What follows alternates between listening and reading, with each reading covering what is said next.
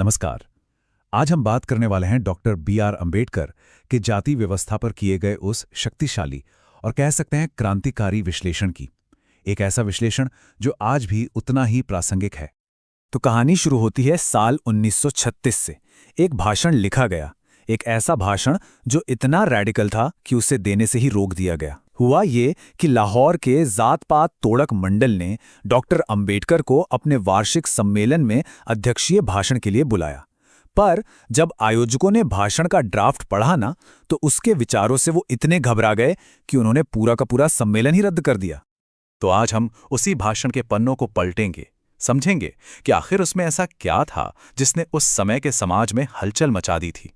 उस भाषण का नाम था एनिहिलेशन ऑफ कास्ट, यानी जाति का विनाश। और इसी भाषण का कह सकते हैं कि पूरे विश्लेषण का जो केंद्र बिंदु है वो ये एक वाक्य है। इसी एक लाइन से उन्होंने जाति व्यवस्था को सही ठहराने वालों के सबसे बड़े तर्क पर सीधा प्रहार किया।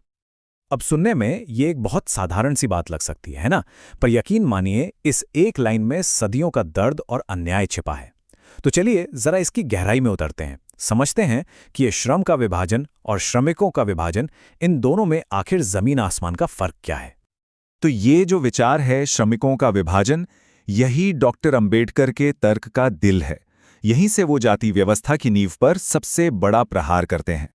अब देखिए, किसी भी समाज को चलाने के लिए कामों का बंटवारा यानी श्रम विभाजन तो जरूरी है ही। सोचिए, एक ऑफिस में कोई कोडिंग कर रहा है, कोई डिजाइन, कोई मार्केटिंग, ये बिल्कुल स्वाभाविक है और ये योग्यता पर आधारित होता है। पर जाति प्रथा, वो इससे कहीं ज्यादा खतरनाक है। वो कामों का नहीं बल्कि काम करने वालों का ही बंटवारा कर देती है। मतलब लोगों को जन्म के आधार पर ऊंच नीच के स्थायी बक्सों में बंद कर दिया जाता है। इससे कोई फर्क नहीं पड़ता कि उनमें प्रतिभा कितनी है, काबिलियत कितनी है। जरा सोचकर देखिए, ये व्यवस्था कितनी ज्यादा कठोर है। यहां किसी इंसान का पेशा उसकी पसंद या उसकी काबिलियत से तय नहीं होता, बल्कि उसके पैदा होने से भी पहले तय हो जाता है। उसे अपनी पूरी जिंदगी एक ही काम में बंधकर गुजारनी पड़ती है, भले ही वो उसके लिए बिल्कुल सही ना हो। और पता है, यही तर्क डॉक्टर अंबेडकर को दास्ता की एक बिल्कुल नई परिभाषा तक ले जाता है।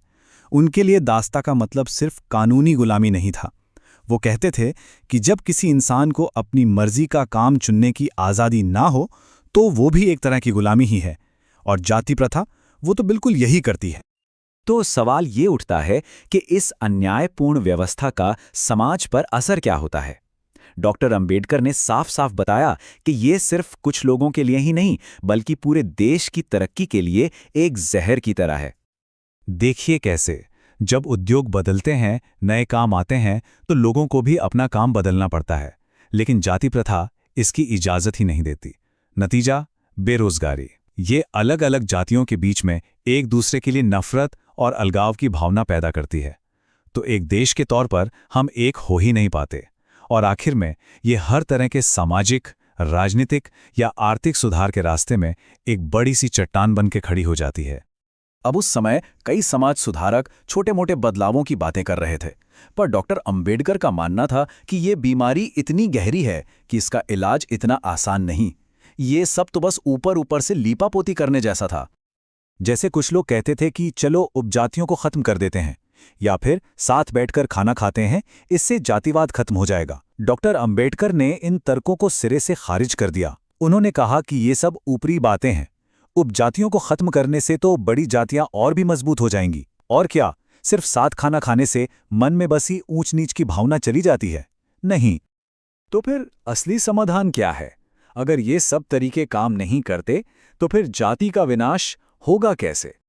यहां पर डॉक्टर अंबेडकर ने एक दो तरफा समाधान दिया। एक था व्यावहारिक उपाय और दूसरा था उस व्यावहारिक उपाय के रास्ते में जो सबसे बड़ी रुकावट थी, उस पर सीधा हमला। उनके मुताबिक जाति को तोड़ने का सिर्फ और सिर्फ एक ही असल तरीका है, और वो है अंतरजातीय विवाह। उनका मानना था कि जब तक खून का रिश्ता नहीं बनेगा, जब तक अपनेपन की वो भावना नहीं आएगी, तब तक ये जाति की अलगाव वाली भावना ये कभी खत्म नहीं हो सकती। पर सवाल फिर वही, लोग अंतरजातीय विवाह करते क्यों नहीं है? और यहीं डॉक्टर अंबेडकर समस्या की बिल्कुल जड़ तक पहुंचते हैं।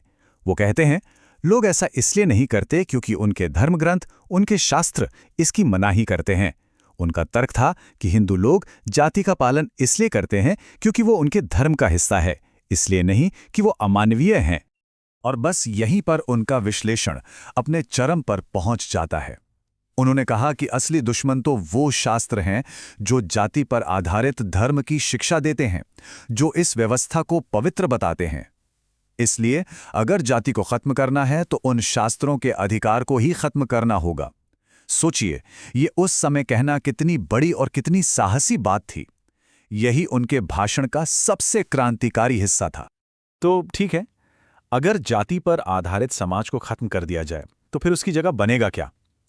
डॉक्टर अंबेडकर ने सिर्फ समस्या नहीं गिनाई, बल्कि उन्होंने एक आदर्श समाज का पूरा खाका भी पेश किया।